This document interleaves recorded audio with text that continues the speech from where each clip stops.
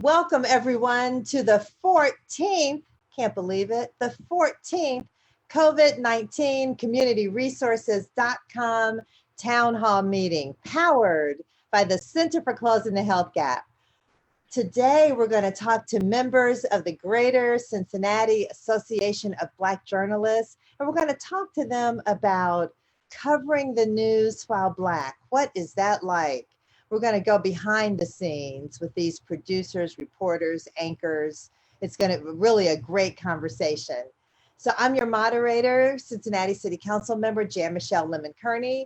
But moderating with me, we have a special moderator today. She's president of the Greater Cincinnati Association of Black Journalists.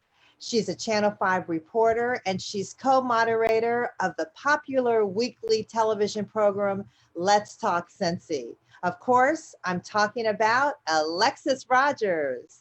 Hey.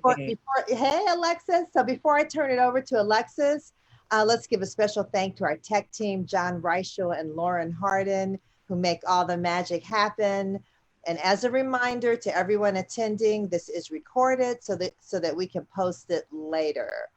We have a great panel of guests. I'm going to turn this over to the president of GCABJ, Alexis Rogers, to introduce our panelists. Awesome. We are so excited to be here with everyone today. I know people have been working really, really hard. The news never stops. So we're excited to see a bunch of beautiful faces from our membership and many faces that you guys have probably seen across your TV screens, whether it be on different channels or maybe even online. So I'll go from left to right on my screen. I'll start with the one and only Curtis Fuller, anchor reporter from WLWT. We also have Jameela Batchelor, who is an amazing award-winning producer from WLWT. We also have Brianna Rice, who has just been really great on the scene, kind of new to the professional Cincinnati scene over at the Inquirer, but she's been kicking butt and taking names. We also have Reggie Wilson from WCPO. And we also have Mr. Malcolm Johnson from Fox 19. He's been behind the scenes and we've actually seen him pop up in front of the camera as well. So we're really excited about that as well. So I would love to have each one of you say a little bit about yourselves before we start talking about being Black in these newsrooms and in the streets while covering Black trauma. I'll start with Curtis. Well, good evening. Well, I have been in the business for 40 years. This year marks my 40th year. I started in radio and then transitioned over to television, have worked in several markets, Milwaukee, Wisconsin, Peoria, Macon, Georgia, Orlando, Florida. But most of my time has been spent here in Cincinnati. Since 1988, I've been here in Cincinnati working as a reporter and an anchor. And so, a host of stories that I've covered in that time, everything from presidents to the Challenger shuttle disaster in 1986, fast forward to 2001, the unrest here in Cincinnati, and then obviously what we're experiencing now. Nothing like this that I can think of, when you couple the unrest in the streets and then the health issues that we're all confronted with. And what's challenging, and I hopefully we'll get into this, is our job has been compounded because I've never had to deal with what's truth and what's not.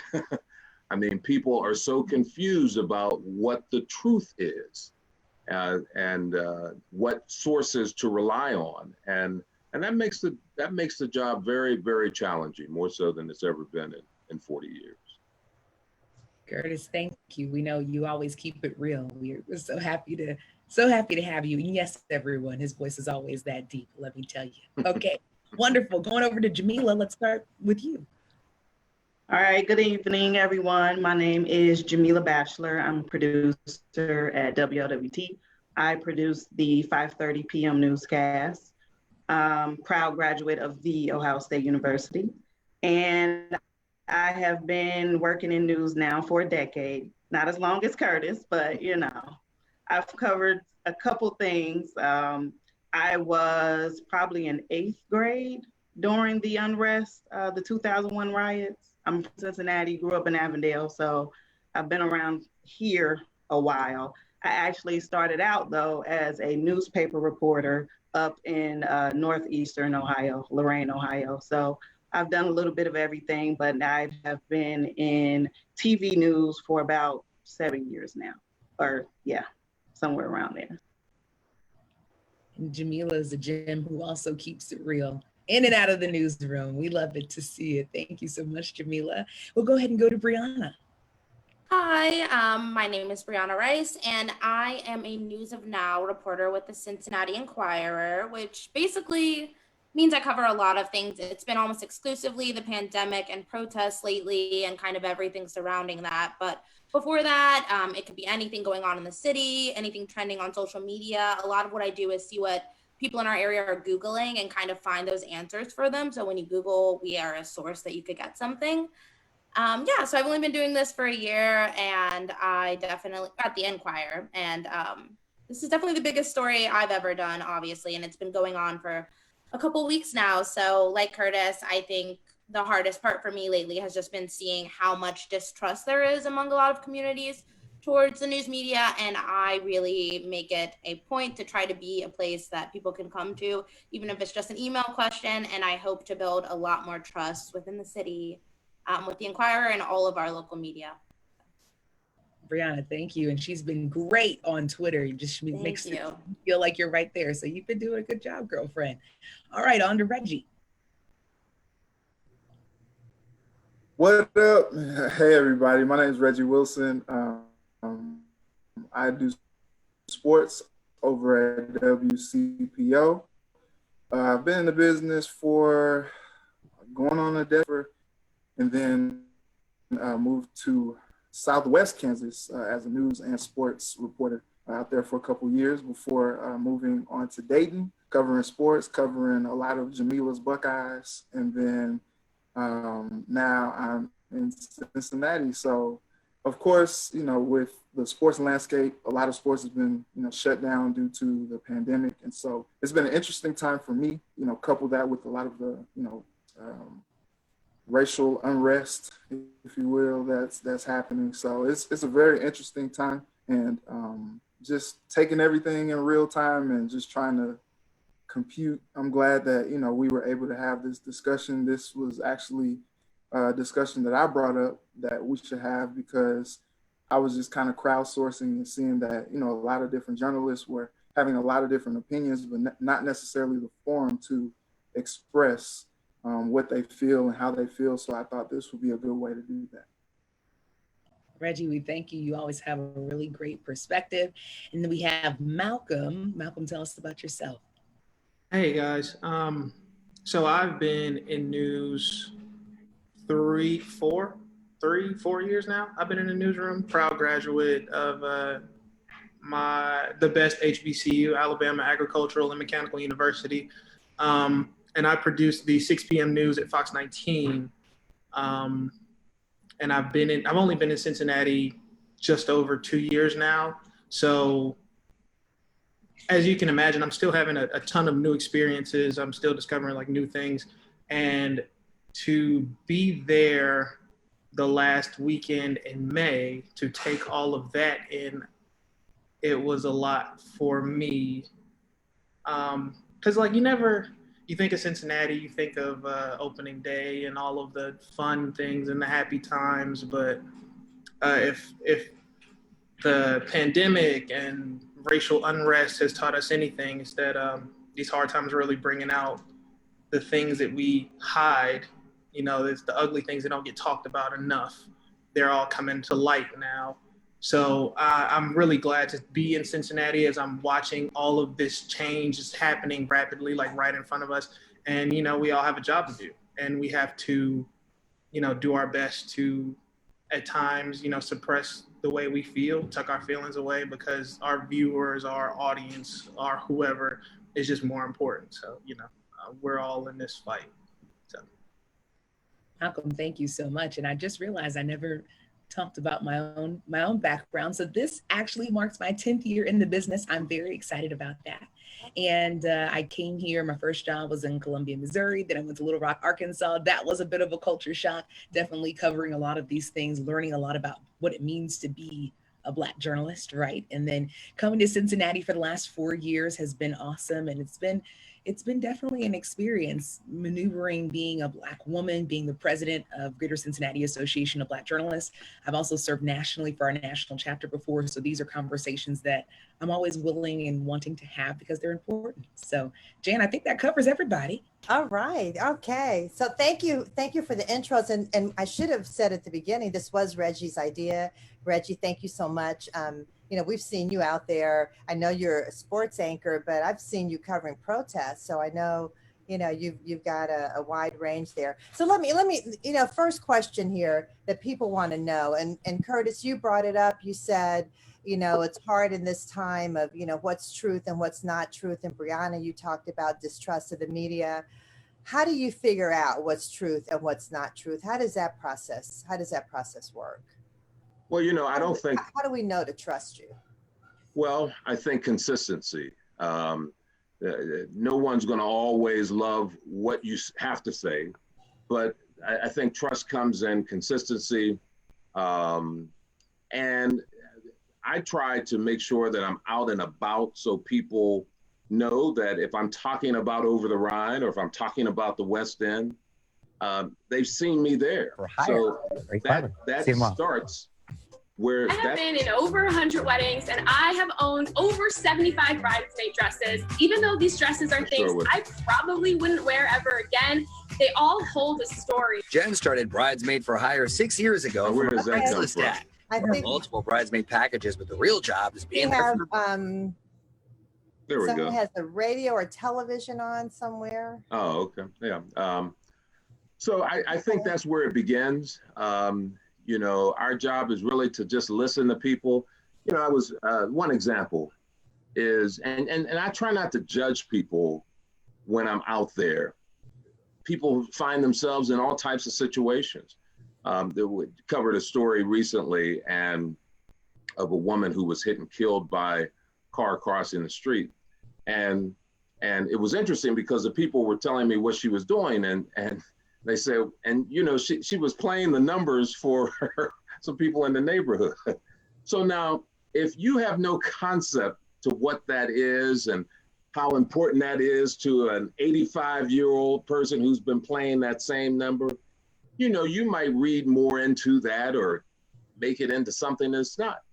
You know, she was just going to play the numbers for that 85-year-old woman or that 90-year-old man who've probably been doing that for 30 years. So that doesn't, I don't lose perspective just because of that one thing. So I think that helps if people see you out and about and, you know, you're not passing judgment on them. You're just telling their story, helping tell their story. I want to get back to that. We're going to talk more about trust and the truth, but it's interesting that you talked about playing the numbers because it also shows how experience really helps and how diversity is so important in the newsroom because everybody wouldn't understand that.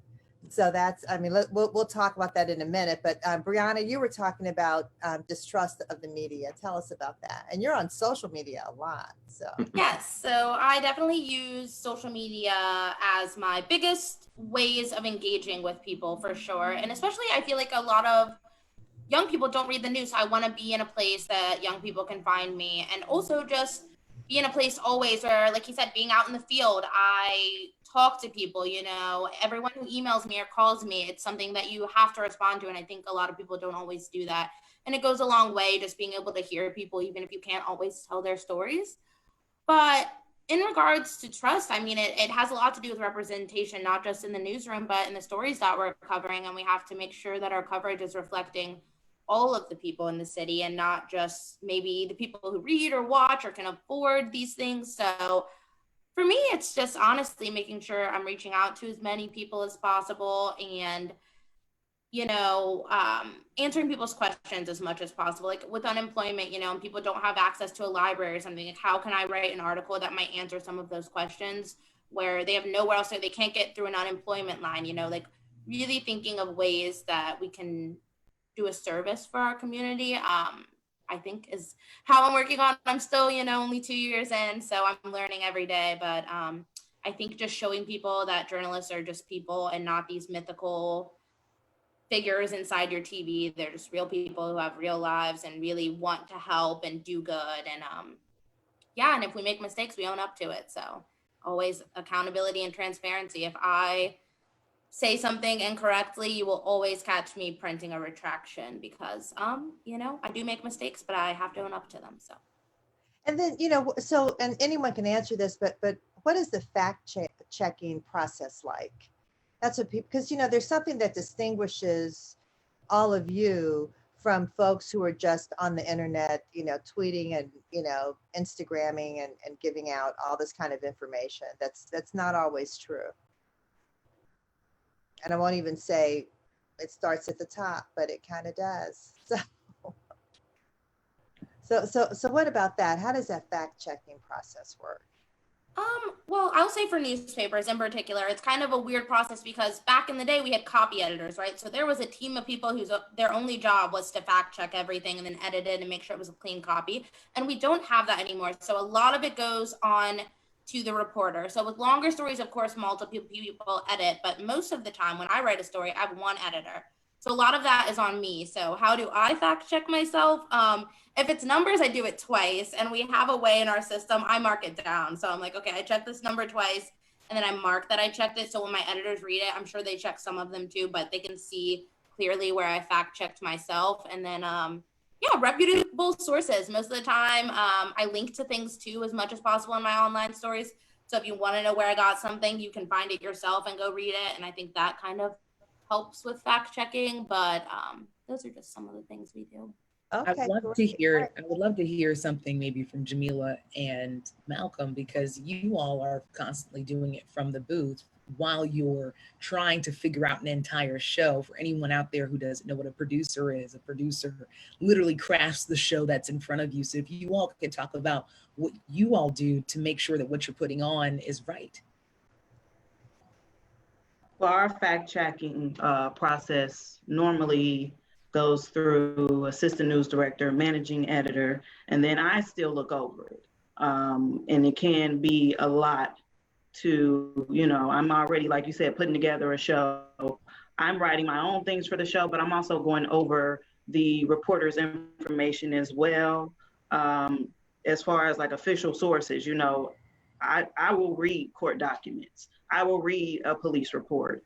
So it's just those officials who are giving you that information, you're double checking with them. And a lot of times, like, the police can get it wrong, or officials get it wrong. I think we got, it may have been numbers one time, and I sat there with a calculator and added them up, and the numbers didn't add up.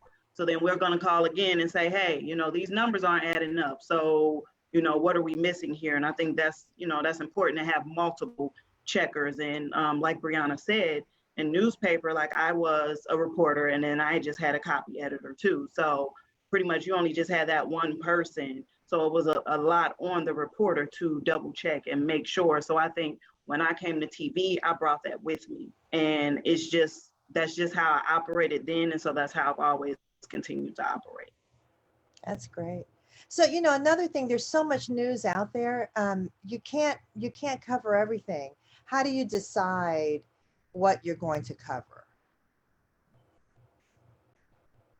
Well, for us, it's a group process. I mean, we, and I assume that this is the case in most newsrooms, you know, each day we start with, for the most part, a blank slate, and look at, you know, what are people talking about?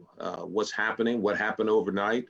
You know, you figure today, you know, we had stories that maybe yesterday we might not have thought were going to be on the radar. I mean, today we knew that the governor was going to be that big story. I think everybody knew that and was going to gravitate to that. But then we just have open discussions, and I say sometimes you win some, sometimes you don't, and you just keep pushing, and sometimes you have to push a story several times. Because in many ways, if you can't sell the story to the people listening, how are you going to sell it to this audience that you're trying to get to watch and things of that nature? So that's where it begins. We also just, for me, I go down the street every day thinking, why is that street named that street? Or you know, I see these people always going to this store. What's going on in that store? So it's just a natural curiosity that I think we all bring to the table that will filter in.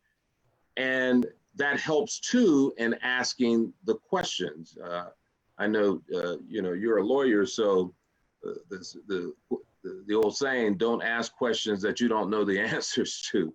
And sometimes it's not that you're trying to feed people the information, trying to get them to say one specific thing, but you are looking for information. And so you're being curious. You're asking what you think everybody would ask. But I think that's a start.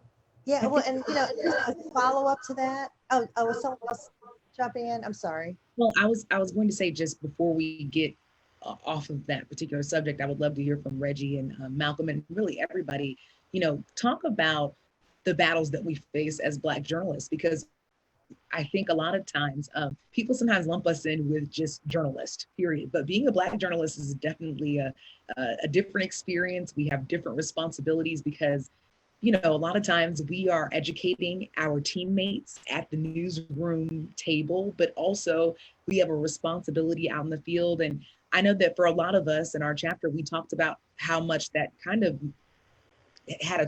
took a toll on us, if you will, being Black while covering Black trauma. Let's have that conversation. How did it impact you? This is the same thing that Closing the Health Gap has been talking about, right?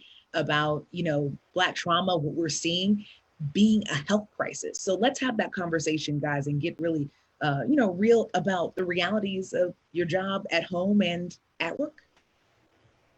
Well, I think one thing for me is that it never stops, really. Like, some days I try to unplug, like I try to not focus on the news. I try to not watch the news, but it always finds you. And, you know, I have a Twitter addiction. So the more I scroll, the more it never stops. It always, you know, just keeps going.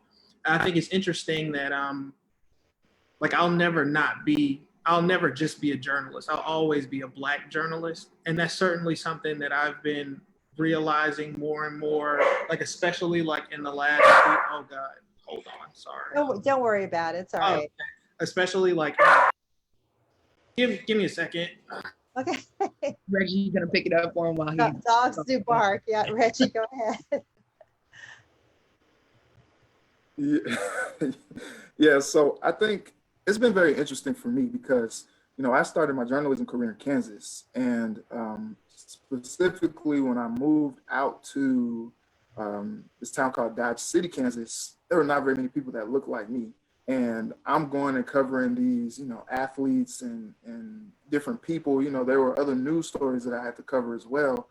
And it was very interesting because when we had different, you know, things happen, whether it was, you know, like a Michael Brown or, you know, Terrence Crutcher or things like that. Back then, the narrative was, you know, you stay in your lane, you know, you stick to sports, you know. And I think for me, it's a weird situation because, one, I'm a Black journalist.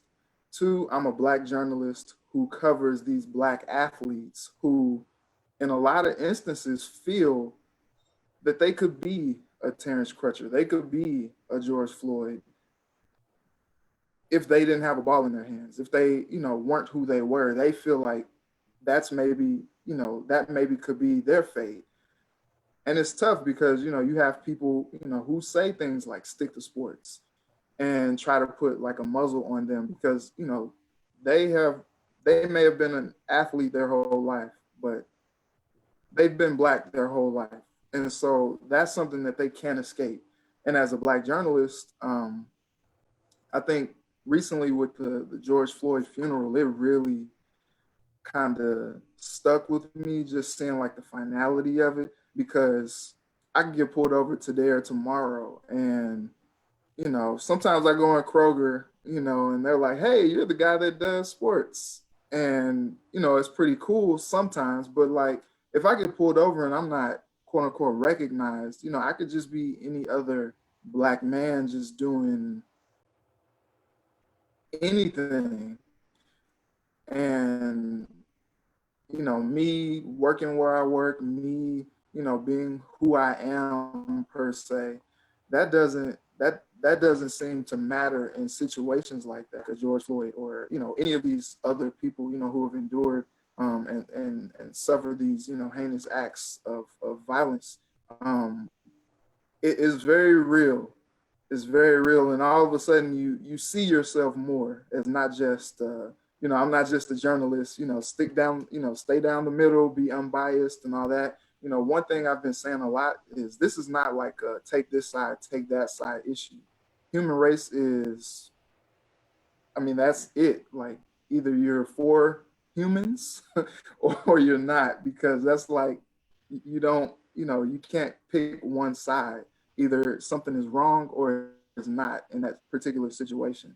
And so I think, you know, over the years, I've been doing more to find my voice in what's happening around me, because it's just hard. You can't, at a certain point, you just can't, like, you just cannot say anything. You have to say something about what's going on around you.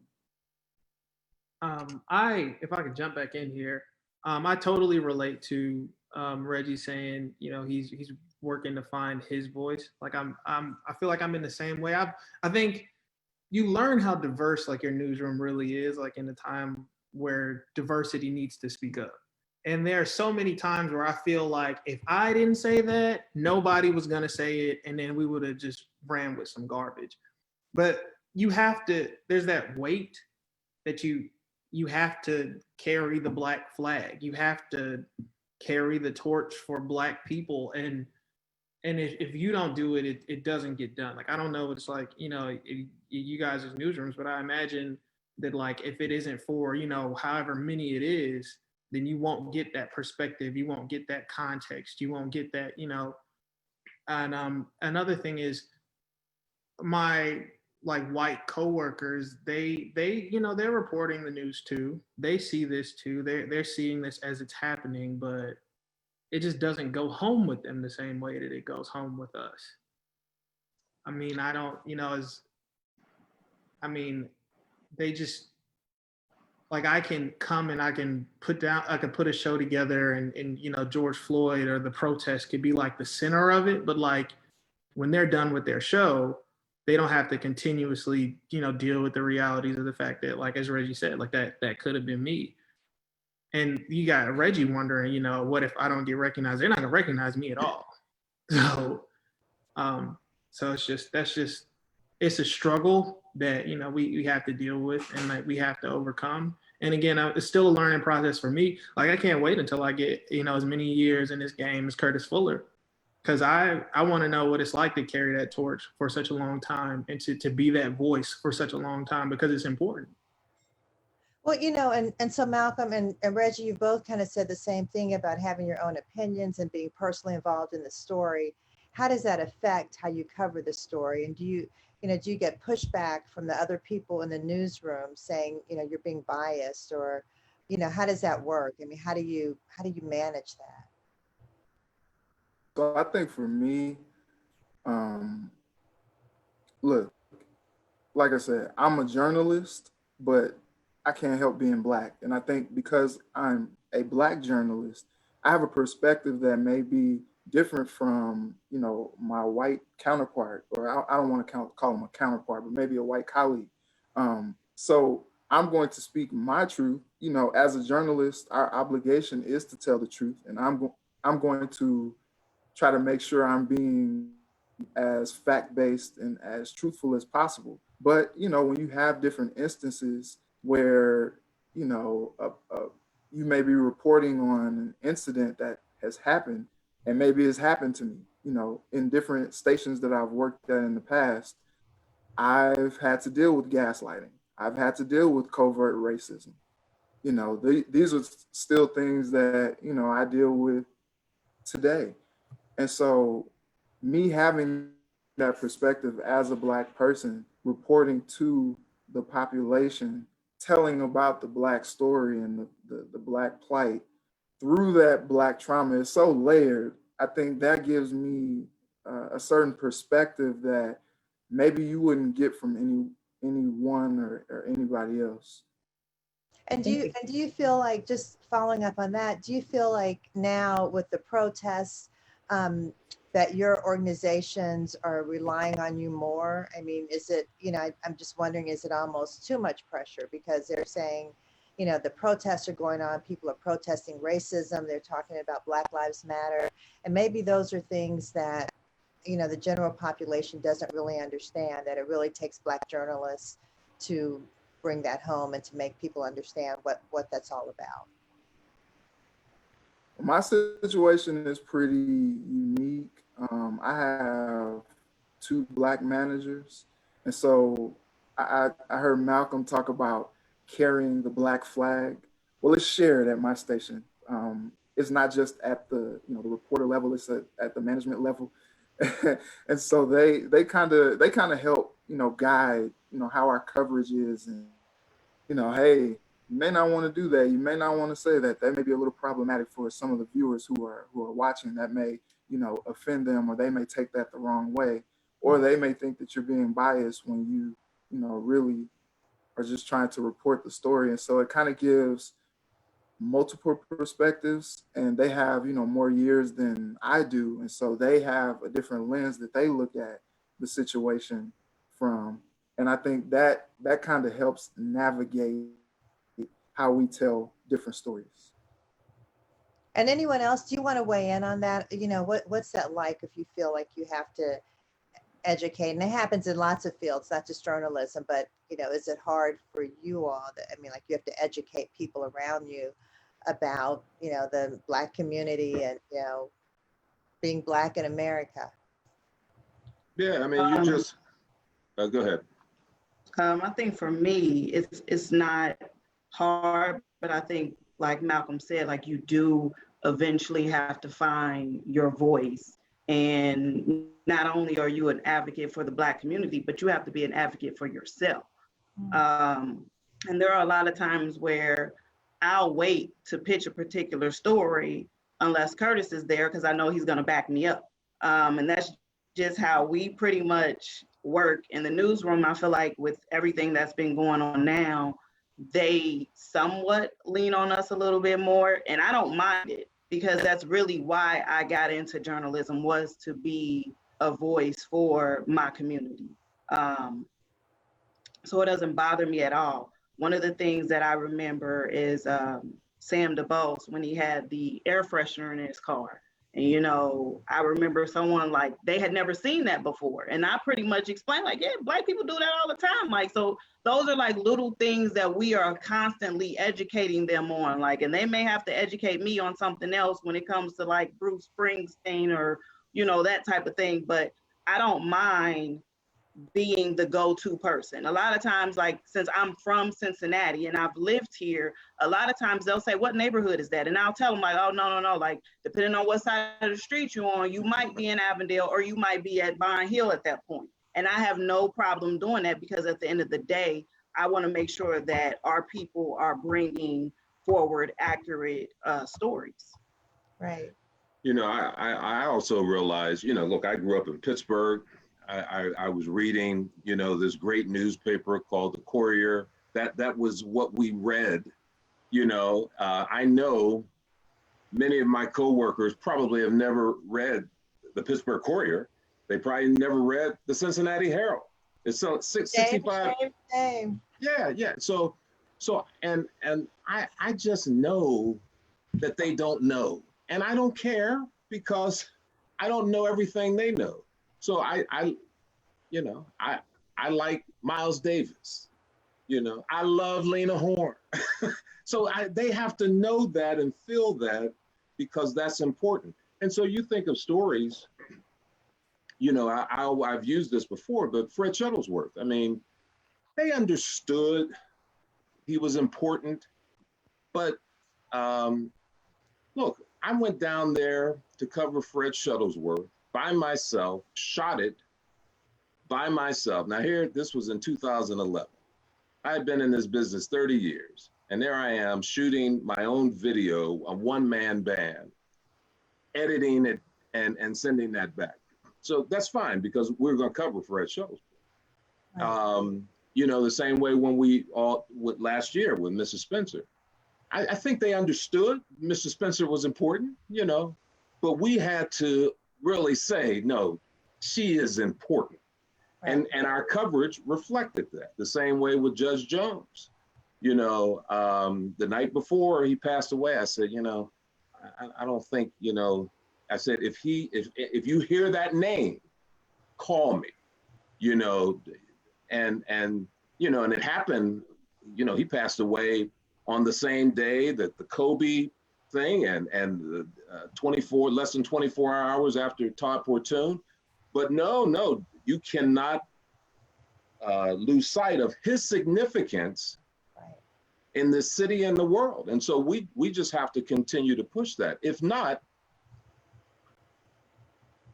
it'll just be a few people who they report about. And so I do take it as a responsibility. I have fun with it, And the other thing that we can do from time to time, and I do it all the time, if I'm writing a story, I might include a quote from someone that I know they don't. I might include a quote from Mary McLeod Bethune. They'll be like, who the heck is that? Or somebody, other than Dr. King. Now, no disrespect to Dr. King, but it goes beyond that. Trying to expand horizons. Yeah, absolutely. Yeah. Well, and I think also a conversation that we should have is the value of context. And I think we all have had to give context in so many different ways. I think that's why I love this panel, because we have folks, like Curtis. It's funny because when I look at our coverage, for instance, right? Like, yeah, we work together, but Curtis will give context and check somebody in a minute and it'll be smooth. Like, I don't even think they realize that it happened, but like it happens, you know what I mean? Or like, I remember watching Malcolm and maybe Malcolm can talk to this, Malcolm, you literally almost got arrested on air, and that, I mean, you still came to work the next day. So let's talk about the value of the context that we give to the coverage that people do see, and how we deal with that personally and what that means for our community. And anybody can start. Well, could we start with Malcolm talking about how he almost got arrested on air? I'd like to hear that story. Malcolm, what happened? It was Saturday night when the protests and stuff first started. I think when they first put the curfew in place, it was just me and another photographer at the time. And, we're just following the crowds. It was late at night. I don't exactly remember what time it was, but I didn't have like a badge around my neck at the time. And it was on my phone. So my photographer was on one side of the street. I was on another. And there was, a line of police officers on Vine Street, like just past Liberty. And I remember I was about to walk and cross the street to get to where my photographer was. And then they stopped me and, they shined a light in my face. And I was just telling them, I'm with the press. I'm with Fox 19. I'm with the press. And because I wasn't doing anything wrong. And I did have my credentials, but they happened to be in my pocket and on my phone. So I reached into my pocket to grab my phone. And as I'm reaching into my pocket, I look ahead of me and an officer's got his hand on his gun. And then I'm like, okay, let me just relax. Let me just take a deep breath and put my hands in the air. And he's got, it's that no sudden movements. It's a really scary feeling. But, ultimately, I remember it was like a bunch of officers, they came around and, they were all like checking me. And then one of the, I guess the sergeant, whoever's in charge, is like, well, just put the zip tie on him or whatever. Fortunately, one of those officers was like, no, he's actually got his credentials. So I was able to pull them out and show them. But it did all happen on air, live on air. It was was pretty nerve-wracking. And I called in and just explained what happened. But and Malcolm, how did you find it in yourself too? Because literally minutes later, you hear Malcolm, you don't see him, but you hear him on air describing and explaining not only what's happening to him, but what's happening around him. You know, Malcolm, what was going through your mind? Yeah. Honestly, I was certainly shaken up at the very least. Because I was with another producer, Desiree, on Friday night. And there were a couple times where I think I wanted to be too far in the mix. And she would pull me aside and she would say, you need to realize that you're a Black man out here. Oh. And that would just make the moment more real for me, because while I am a journalist, while I am trying my best to paint this picture, like what does a police officer care? Like when he looks at me, he just sees a Black man. And me, just like anybody else out here, could have been sitting on the curb, zip tied, waiting to get on a bus with no social distancing and no mask on. So that could have been me. So and like I said, I'm shaking as I do this phoner. Just minutes, maybe 3 minutes after, an officer's got his hand on his gun and they're shining a light in my face. And all I could do is just tell the story. And it was easy for me to give that message in saying that if you are out on the streets past curfew, you will get arrested. They will put the zip tie on you and they will ship you out. It was easy for me to relay that message then because I felt it. Because it didn't matter who I was or who I was working for at that time. If I didn't have those credentials on me, I would have been just like everybody else. We have an audience question too, Malcolm. Okay, good. Thanks, Alexis. It's okay. I love you, Jan. You know, me and you. And it says, did the Cincinnati Police Department ever apologize to you, Malcolm, or any of the other reporters, Black and white, who were pushed around a lot during those protests? Well, no, CPD never apologized to me specifically. I'm not sure. I know there was some a guy at the Inquirer. He ended up actually getting arrested. Right.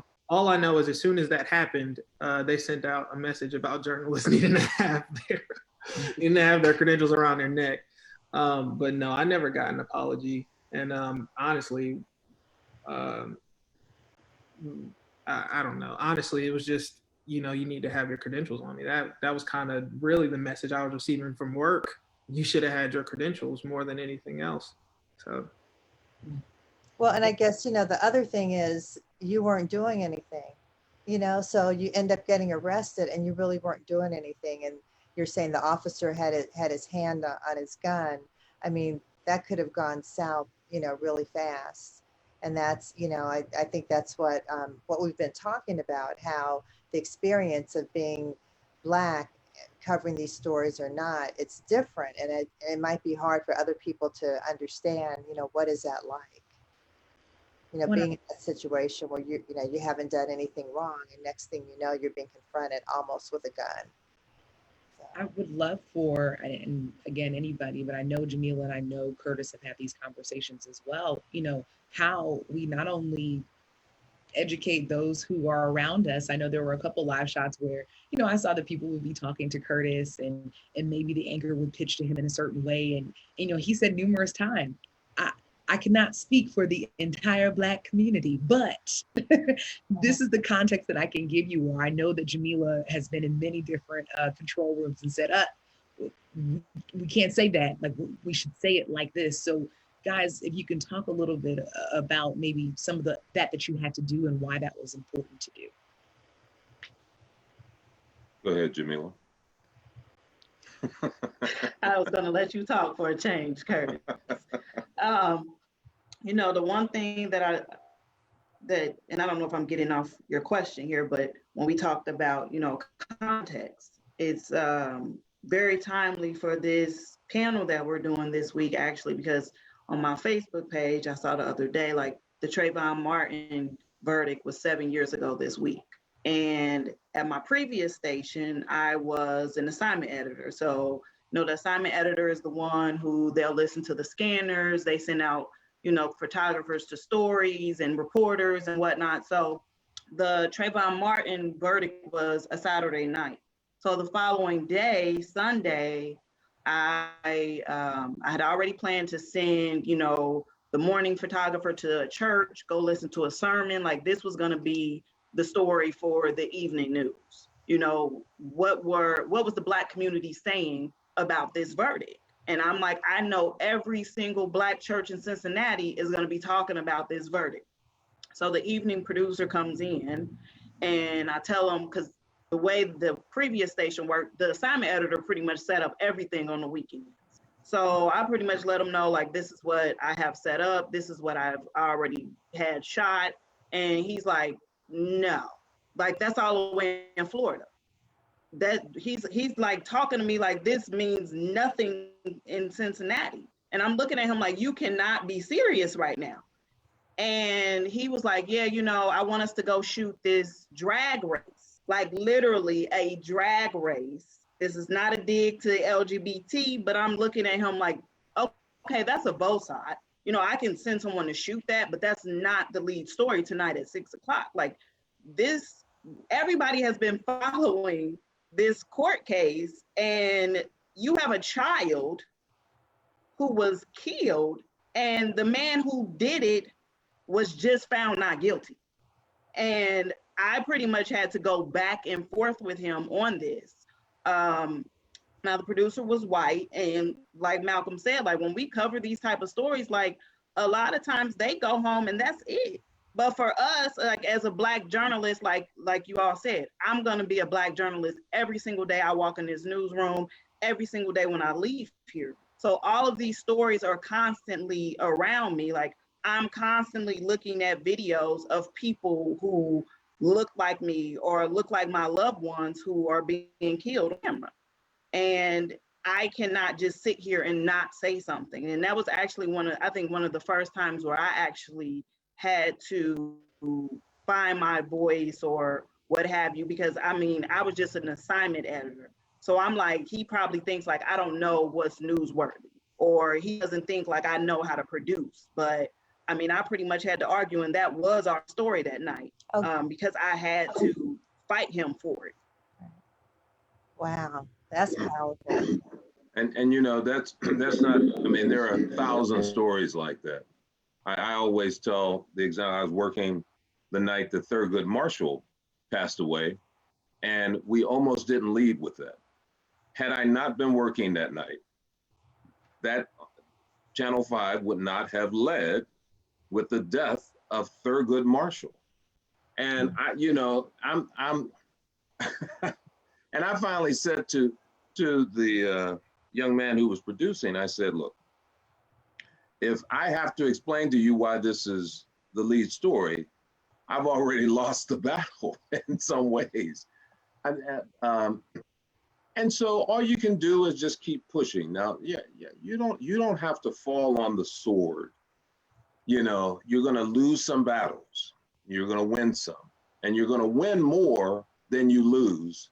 And you'll go home tired many days. And many times your colleagues won't even realize how important whatever you might have said was for the organization, for the news coverage, the difference that it makes. And so you just keep fighting. You just keep fighting. The fights that I have today are no different than 30 years ago. They are Is it better now though, Curtis? No, absolutely not.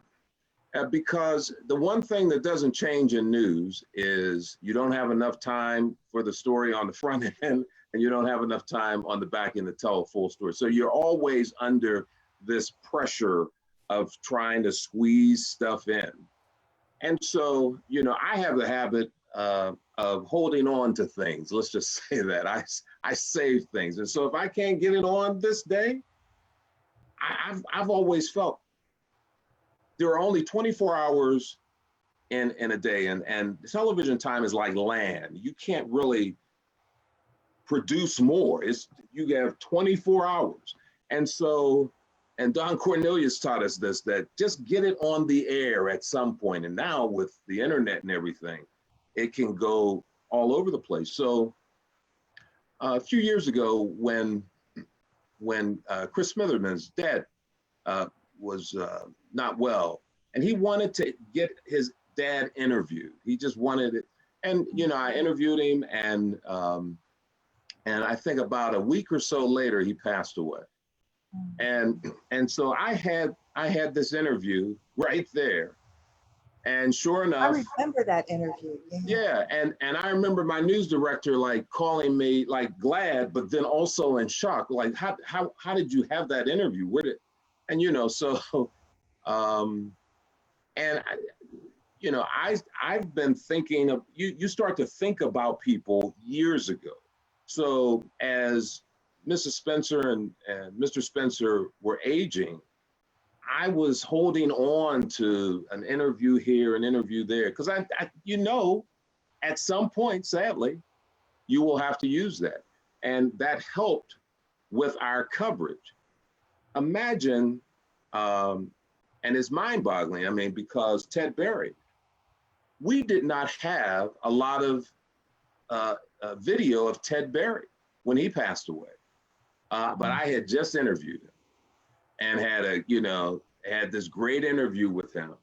And then, the family supplemented with pictures, but you just have to just keep pushing and you set your own priorities, whether it's, the importance of your sorority or your fraternity or your church, and I've never allowed someone else to tell me who's important in the community, because we'd be bouncing all over the place. There are people, as you know, who are very, very important, just like this woman who was hit by the car. She didn't make headlines. But it's obvious when you go into the West End, those people loved Donna Pringle, and then I think Faith Daniels said she even remembered her calling into a radio station. So it was just, but no, she never made headlines. She was no superstar as we might see it. And so, yeah, you just keep fighting. The great thing is Alexis and Jameela, they are, oh boy, I can just sit back and chill because they're fighters. That is great. Yeah, when you were talking about some of the great ones you interviewed, I thought about Ernie Waits too. Yeah. And you know what? At the end of the day, you will always say, boy, I wish I had talked to them more. Most recently, Tony Yates. I had heard that he was not well. Got word that he passed away, and so then I knew I had this interview that I did with him, and that helped. And then you still have to go and do the interview folks, but having him talking and telling his story himself, you can't beat that. You can't beat that. Alexis, I think about your interview with Todd Portune and Tommy Smith. Oh yeah. That was, I mean, that was something that, for those of you guys who don't know, Tommy Smith, civil rights icon. We always know him from his great Olympic picture of, throwing up his fist. And to understand that he had this relationship with this really popular commissioner here, but we did that, and that had to warrant a conversation that was important, even though it wasn't Black History when we were getting that. And we had to have that conversation because, those stories needed to be told. And I know our time is winding down here. I see a question here in our chat. And also, Curtis, thank you for that, because I think what you're talking about this is a lifestyle. All of these decisions, it's a lifestyle. And I always argue with people about my student loans. So I'm like, look, this is a public service, okay? I mean, if I've ever heard of a public service, this is one. So I have one question here, and then I'll throw it back to you, Jam, because I know we have some comments at the end here. It says, yesterday in Louisville, Kentucky, 100 plus peaceful protesters that were Black celebrities and others were at Daniel Cameron's home, then arrested and charged with felonies. Did you know anybody that attended, and how can we prevent that from happening, especially to our millennials? Are people in fear of peaceful protests when they are not on air? Anybody have any thoughts in regards to that particular question. Do they mean us participating in them? Yeah, or knowing other Black journalists that might have, and what do we think about when these protests happen and we're not there to cover it? People at risk. Well, I mean, I trust other people will do their job and be professionals, but our role on the street and in these stories, it's not by accident. And I tell people about the Kerner Commission, and Judge Nate Jones was a part of that. And that is why the Kerner Commission existed, is because it said the unrest you see around you is because you don't have people covering the communities that look like the communities. And so it was primarily white males going into the inner city of Cincinnati or Chicago or Pittsburgh trying to get the story. And so they would send out maybe someone, they might have been a janitor or anybody. They said, could you go out here and see if you could? They turned them into reporters, just go out and get us the information. But the Kerner Commission said, for us to really cover America, we have to, our newsrooms should look like America. Amen. And that was in the late 60s. And so from basically 50 years, I mean, this is what we're doing here is we stand on the shoulders of those folks like Mr. Yates and others who sort of set the foundation, Nate Jones, the foundation for 2 generations, 3 generations of journalists to prosper. Yeah. Let me read a few comments that people have put here in the chat. Gina Ruffin Moore says, it sounds like it's worse now than years ago. She said, at least years ago when I did news, there were a few people in the newsroom who understood the civil rights movement. And for those who don't know Gina Ruffin Moore, she used to be president of the Cincinnati chapter of NABJ, and she's a great journalist. So thank you, Gina, for that question or that comment. Another comment is from Dr. Sherry Adams Davis. And she said, Curtis, you were out there representing African Americans late at night with your reporting during the protests. I definitely applaud you for your thorough and tireless veteran reporting. So thank you, Dr. Adams Davis. I missed Ty Sims. Ty Sims was with the Herald. He was on a little bit earlier. He got pepper sprayed while he was out there covering people. So I kind of thought about Malcolm when, I thought about Ty when Malcolm was talking about his experience, just, being in the middle of it all. And then Gina Ruffin Moore also said the Smitherman interview was a scoop. Let me move this up. Longtime educator Emily Spicer is someone else who needs to be interviewed. And then she said, how do you remind your coworkers that you are not the ambassador to the entire African-American race? And I just think we let them know that, again, I don't let them define us. You just do what you have to do. And and any community I've ever worked in, as a matter of fact, I still have friends from when I worked in Orlando, friends from when I worked in Milwaukee, so the craziness that I do today, I was doing it with more energy 30, 40 years ago. And you just stay true to yourself. And at the end of the day, because at the end of the day, if you try to be something else and folks don't like you, they'll say goodbye. If you stay true to yourself, and they don't like that, well, they can still say goodbye. But you stay true to yourself. And I know it's tough sometimes.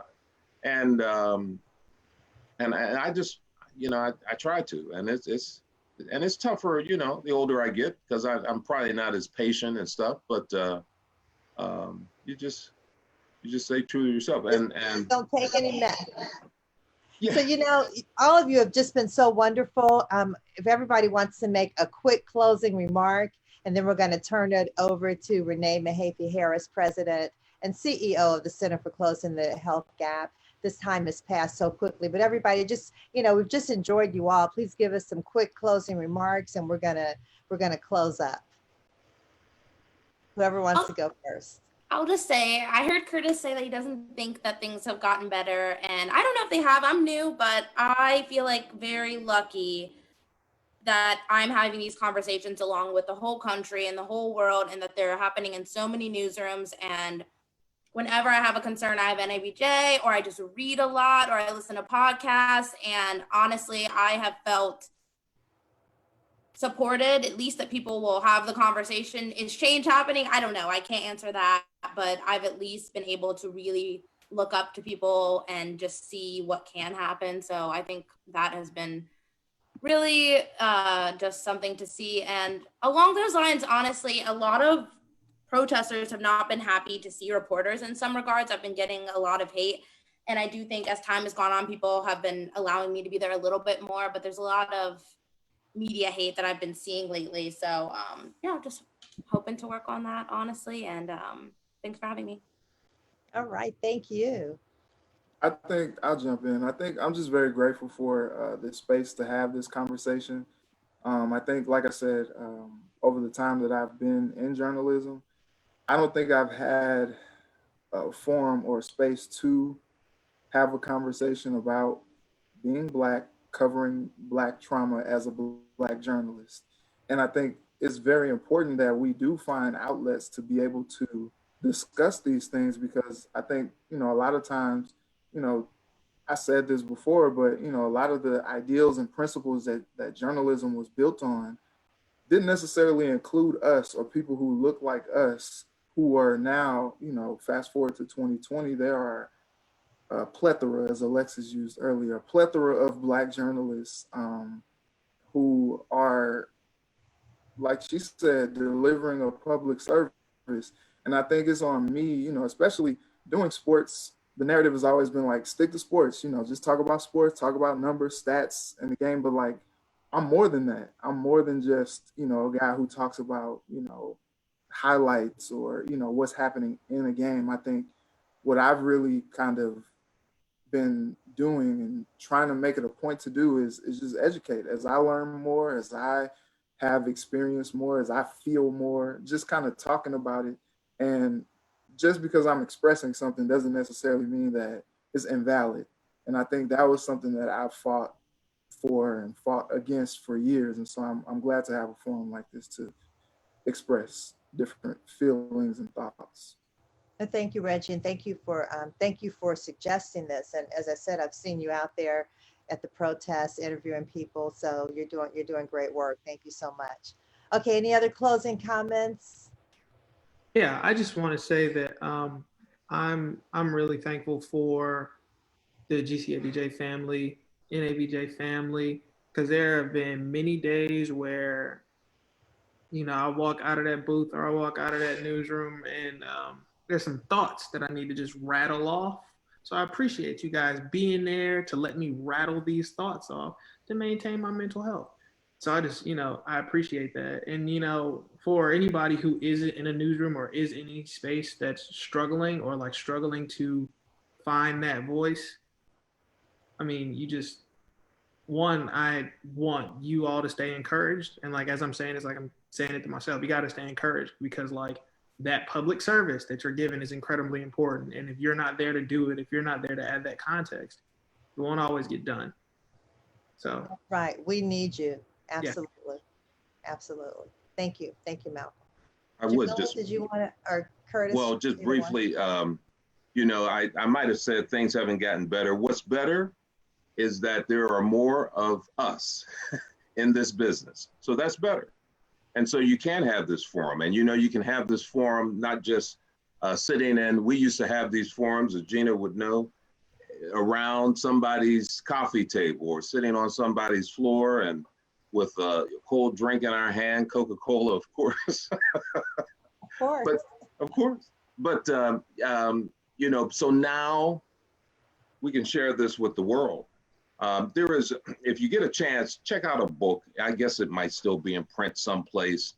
It's called Live and Off Color by a guy by the name of Bob Teague. He was one of the first Black reporters out of New York.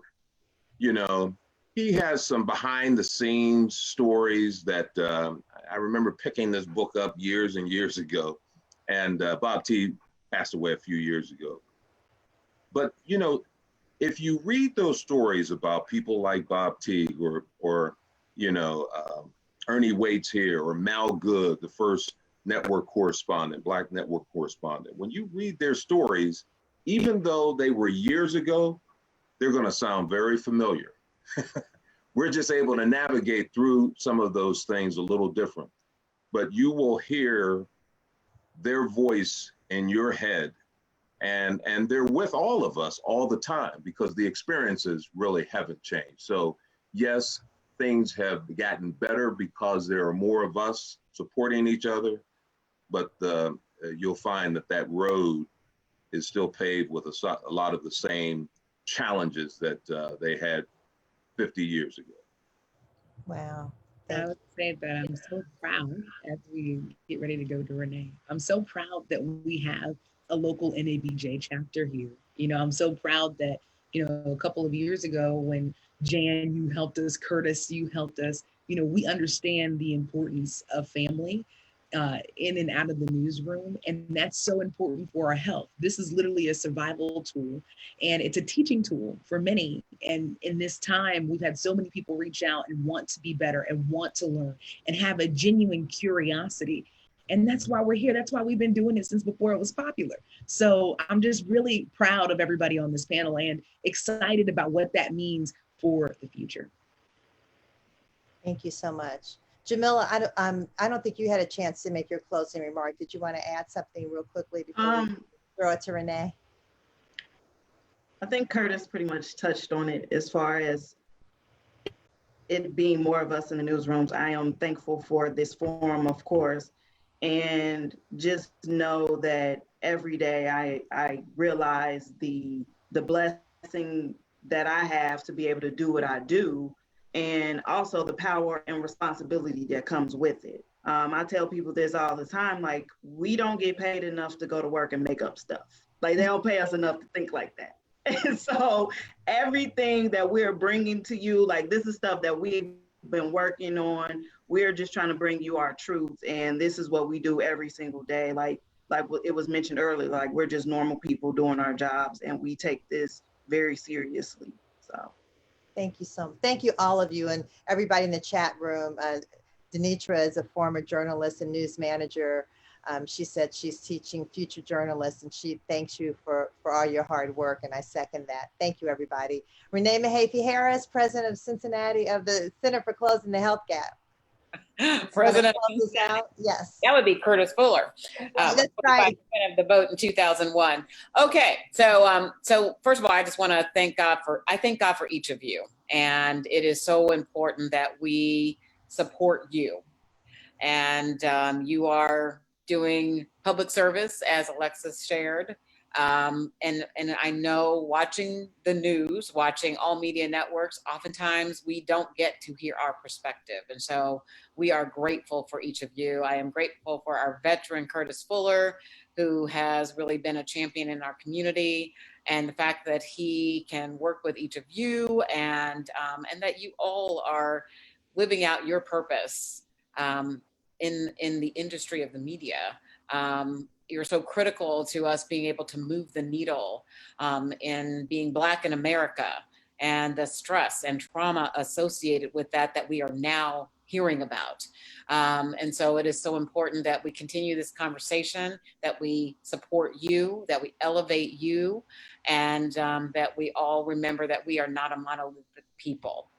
And therefore we have different perspectives. So I love what Gina Ruffamore said, in that, it's conversation about we all think the same or we all have the same perspective. That's not true. And so thank God for each of you and the perspectives you bring to each of the roles that you play in the media industry here. Jan Michelle Lemon-Kearney, Alexis Rogers, thank you both for moderating. I thank each of you, Jameela, Reggie, Mac, Curtis, of course, and Brianna, for being a part of this conversation. This won't be the last time. We look forward to continuing to work together, to talk with you, to have you share with us what we need to be elevating and how we need to support you. So continue to follow God's direction for each of your lives and the work that you're doing. And I thank you so much for joining us on today's town hall that was brought to you, powered by the Health Gap, but in collaboration with Eddie Cohen of the Urban League of Greater Cincinnati, Southwest Ohio, Eric Kearney of the African American Chamber of Commerce, Robert Richardson and Joe Mallory with the NAACP, and Dr. Roosevelt Walker with the Cincinnati Medical Association. Together, we are making our voices heard and ensuring that we get the information we need in this time. So thank you all. Thank you. Thanks, everybody.